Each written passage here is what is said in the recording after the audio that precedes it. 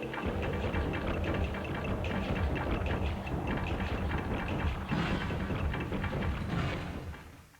cat stance also consists of two types, 45-degree and 90-degree stances. In both of the cat stances, the forward leg rests lightly and is poised for a kick. Shifting the weight off of the front leg also provides a defense against a possible leg sweep. With approximately 90% of the body weight centered low and on the rear leg, it is this very strain on the rear leg that explains, in part, why these two types of cat stances are usually transitory. 45-degree cat. While executing the 45-degree cat stance, the rear foot is flat and points off to the side at a 45-degree angle with the knee bent, facing the same direction. Since the thighs in this stance are relatively close together, the 45-degree cat, when in transition, protects the groin. The ball of the front foot, while resting on the ground, is in line with the rear heel and placed far enough forward so the side view shows the angle of the forward leg to be a little less than vertical. Analytical study of the 45-degree cat. Front view. Keep your right arm low. Remain flat on your right foot. Keep 90% of your weight on your right foot. Your eyes and head should face straight ahead. Keep your left arm high. Keep your thighs relatively close together. Plant the ball of your left foot only. 10% of your weight should be on your left foot. Top view. Keep your body parallel to the wall in front of you. Your hips should be in line with your shoulders. Your right knee and foot should be on a 45-degree angle. Your left foot should be on a 90-degree angle. Side view. Keep your back straight. Keep your head erect. Have your buttocks tucked in and make sure that it sits low. Bend your right knee. Have your arms and hands in guard position. Bend your left knee. Make sure your left heel is raised off of the ground. Make sure that both of your feet are pointed away from you. Your left foot is on a 90-degree angle. Your right foot is on a 45-degree angle. Other helpful information. There are many variations of the cat stance. The primary difference generally involves the forward foot.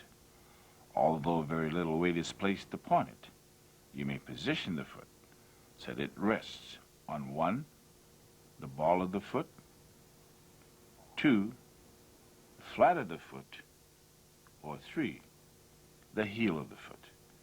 Regardless of what is used, they basically serve the same purpose. Special note, according to history, practitioners often place their bare feet on the ground in any one of the 3 variations demonstrated to feel the ground vibrations of approaching men or horses. Finding the proper dimensions. A helpful aid in finding the proper dimensions for a 45-degree cat is to again use the plus symbol to visually assist you. Position the rear foot so that the foot points out on a 45-degree angle. Place the heel of your forward foot against the heel of your rear foot. Now proceed to lift your forward foot and scratch a parallel and imaginary line where the big toe of that foot ends. Lift your forward foot and place the heel of that foot on the imaginary line that was just mentally drawn. Place 10% of your weight on the ball of your forward foot and lean back so that the remaining 90% of your weight rests on your rear leg. Data summation of the 45-degree cat. Foot position. The toes and foot of your forward leg are on a 90-degree angle to your opponent, with the rear foot at a 45-degree angle to your opponent. They're 45 degrees from each other. Weight distribution, 10-90. 10% of the weight is on the forward leg, 90% on the rear leg. Reason and purpose. Useful in transition. Poised for a kick. Better use against a frontal attack. Useful defensively as well as offensively. Forward leg cannot be easily upset by a sweep. 90-degree cat. The rear foot is flat when forming the 90-degree cat stance. However, the difference is the direction of the toes and foot, which point off to the side at a 90-degree angle with the knee bent in the same direction. The thighs in this case are not close together as a 45-degree cat.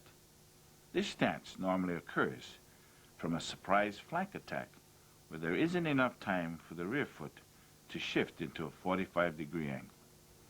With time being the primary factor, the forward foot is the only leg that is activated. When this occurs, the rear foot remains at 90-degree angle to the forward foot. There is no protection to the groin because of the legs being so wide apart. Therefore, other hand positions are necessary to compensate for this. The ball of the front foot is also in line with the rear heel and placed far enough forward so that the side view shows the shin a little less than vertical. Analytical study of the 90-degree cat stance. Front view. Keep your right arm low. Make sure that your thighs are apart rather than together. Keep your right foot flat on the ground. Keep your eyes and head focused straight ahead. Keep your left arm high. Plant the ball of your left foot. Place 90% of your weight on your right foot. Place 10% of your weight on your left foot. Top view. Your body should be parallel to the wall in front of you. Line your hips up with your shoulders. Make sure your right knee and foot on a 90-degree angle. Side view. Keep your back straight. Keep your head erect. Keep your buttocks tucked in and make sure it sits low. Make sure that both feet are pointed away from you. Place your arms and hands in guard position. Keep your left knee bent. Raise your left heel off of the ground. Your left foot is also on a 90-degree angle. Your right foot is on a 90-degree angle also. Finding the proper dimensions. Again, visualize an imaginary plus sign. This time, have your rear foot point out on a 90-degree angle. As with the 45-degree cat stance, the heel of your forward foot is placed against the heel of your rear foot. Lift your forward foot and draw an imaginary line with the big toe of that same foot. Lift your forward foot and place the heel of that foot on the imaginary line that was mentally drawn. Place 10% of your weight on the ball of your forward foot and lean back and over your rear leg so that the remaining 90% of your weight rests on that leg. Data summation of the 90-degree cat. Foot position. The toes and foot of your forward leg is at a 90-degree angle from your opponent with the rear foot parallel to your opponent, 90 degrees to your forward foot and leg. Both are 90 degrees from each other. Weight distribution, 10-90. 10% of the weight is on the forward leg, 90% on the rear leg. Reason and purpose. This stance is useful in transition when you're poised for a kick. It is best used against a flank attack. It is useful defensively as well as offensively. It would be difficult to upset your forward leg with a sweep.